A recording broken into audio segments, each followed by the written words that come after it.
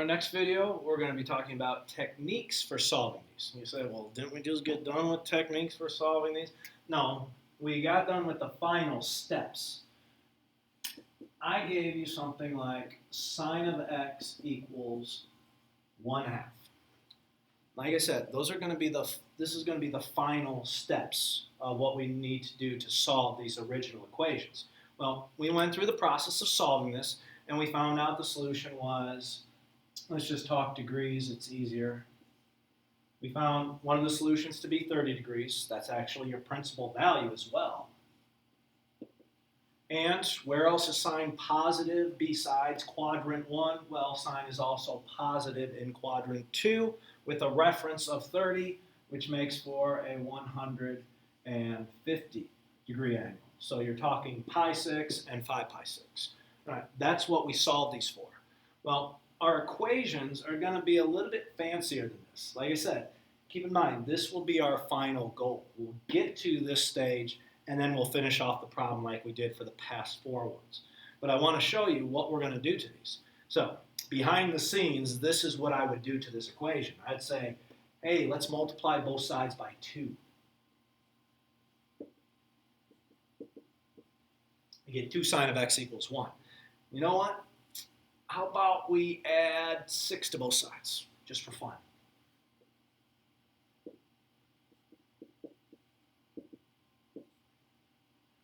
And I say, okay, I need you to solve that trigonometric equation. 2 sine of x plus 6 equals 7.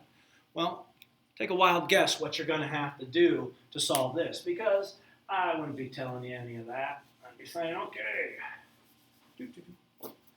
I need you to solve 2 sine of x plus 6 equals 7. You say, well, how do I do that? Well, the idea is you want that sine, that cosine, that tangent, or, goodness, cosecant, secant, cotangent, isolated equals a number. If you can get sine, cosine, tangent, any of those 6 equals a specific value, you're in business to do your inverse function, to get your answer on the calculator or preferably memorized. You'll get your principal value, and then you can go from there. So solve this. Let's just pretend I want you to solve this from 0 less than or equal to x less than or equal to 2 pi. I'll make you work for this. Well, the idea is we got to isolate this sine of x. Well, in this particular problem, that's not too bad. First move, we're going to subtract 6 from both sides. I know this doesn't feel right because we're so used to not treating these like equations, but it is an actual equation. It is not an identity. So we're free to add, subtract, multiply, divide, do whatever we need to both sides of the equation. All right, and then we're going to divide by 2, and lo and behold, why we get sine of x equals 1/2. Well, sine of x equals 1/2, I'm going to go with principal value. You say, wait a minute, they didn't say principal value. You're right, they didn't. But we need it anyway to help us to figure this one out. So our principal value will be the sine inverse of 1/2, which we've already said, hey, that's 30 degrees, but wait, we want radians. Yeah, we'll get that in a minute. All right, let's go from 0 to 360, because let's face it, once we have the degree measure, we can easily convert it to their radian measure that they're asking for. So, question, is 30 degrees one of the solutions from 0 to 360? Answer, of course it is. 30 is between 0 and 360. Well, where else is sine positive, other than quadrant 1? Well, sine is also positive in quadrant 2. So draw a quadrant 2 angle with a reference of 30, and you will see that the other angle is 150. And of course, we were asked for radians, so let's give the final answer. Here it is. 30 degrees, we're looking at pi 6, 150, that's 5 pi 6. And this would be the actual solution we're looking for. So don't think you're going out of your way with the principal value. This is a vital number. Whether it's a solution or not from 0 to 360 or 0 to 2 pi, that remains to be seen. But it is an important clue nonetheless. And sometimes it is actually one of your solutions. Right?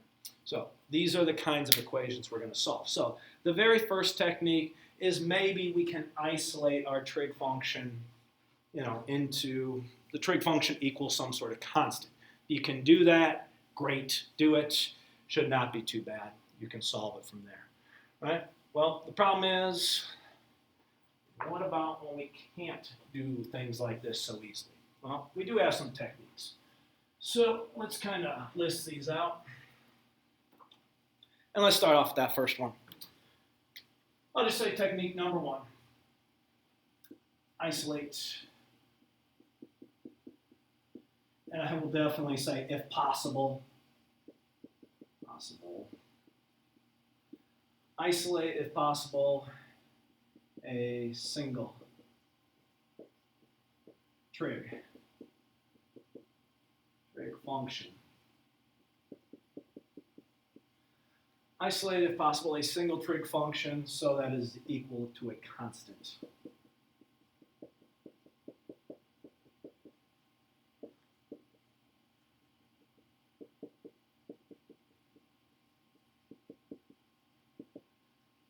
We are always looking to get a trig function equals a constant. That is the goal on every single one of these problems. If you can get to that stage, we can finish the problem off. So if I had, I don't know, what do we got? Square root of 3 tan of x plus 1 equals 0. And I said, hey, could you solve that trig equation? Okay, well, can I isolate this tan of x? The answer is yeah, pretty easily. You just have to subtract 1. And that's how you would solve this normally. Let's keep that square root of 3 there. And then you would divide by the square root of 3. And we get tangent of x equals negative 1 over the square root of 3, or maybe more commonly known as negative square root of 3 over 3. Anyone parked near the north dock needs to move their vehicles as soon as possible. Anyone parked near the north dock needs to move their vehicle as soon as possible. Yes, okay, got it. All right, so tan of x equals negative square root of 3 over 3, and we could solve it from there. And why not? This isn't a bad problem. Now again, remember, when we do our tan inverse, the principal value, that is, what is the tan inverse of negative square root of 3 over 3? This operates in two different quadrants, either 1 for positive or 4 for negative.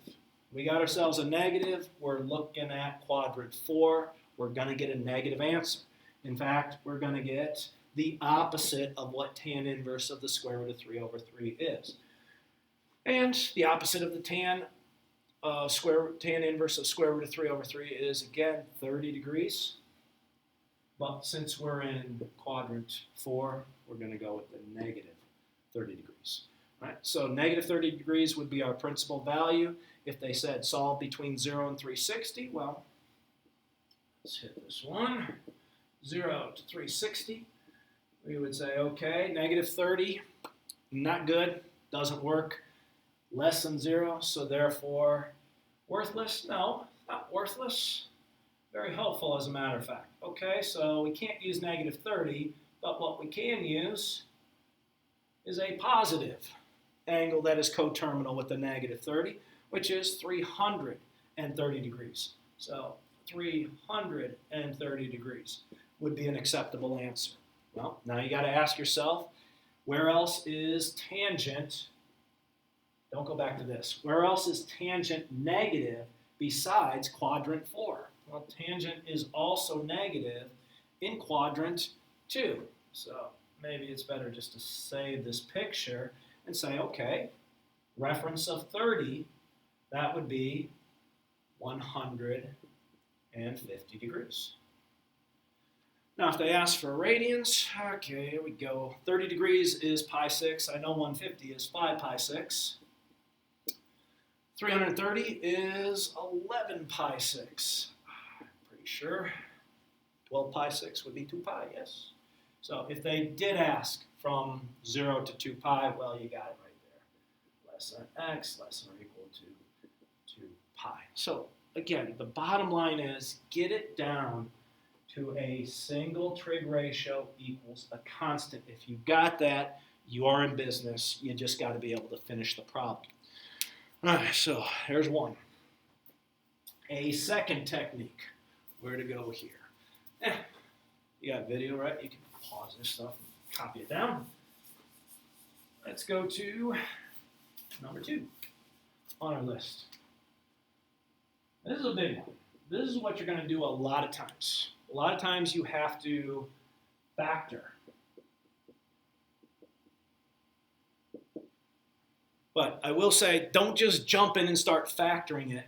In order to use this factoring idea, it's kind of like what we did with quadratics. With a quadratic equation, if I had x squared minus x equals 12, you wouldn't jump into this equation and say, oh, let's factor out an x. X minus 1 equals 12. That does you no good. The whole idea was, if you're going to use factoring to solve quadratic equations, you must get them set equal to 0. If they're not set equal to 0, factoring is a worthless step. So we'll say factor, yes, must be equal to 0 first.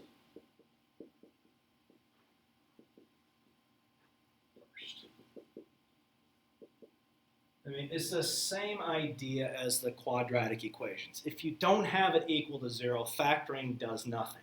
Two things multiplying together to be 12, worthless. Two things multiplying together to be 0, okay, now you got something. And we'll finish that off the same way as we did our quadratic equations when we factor. So I think this is it for this video.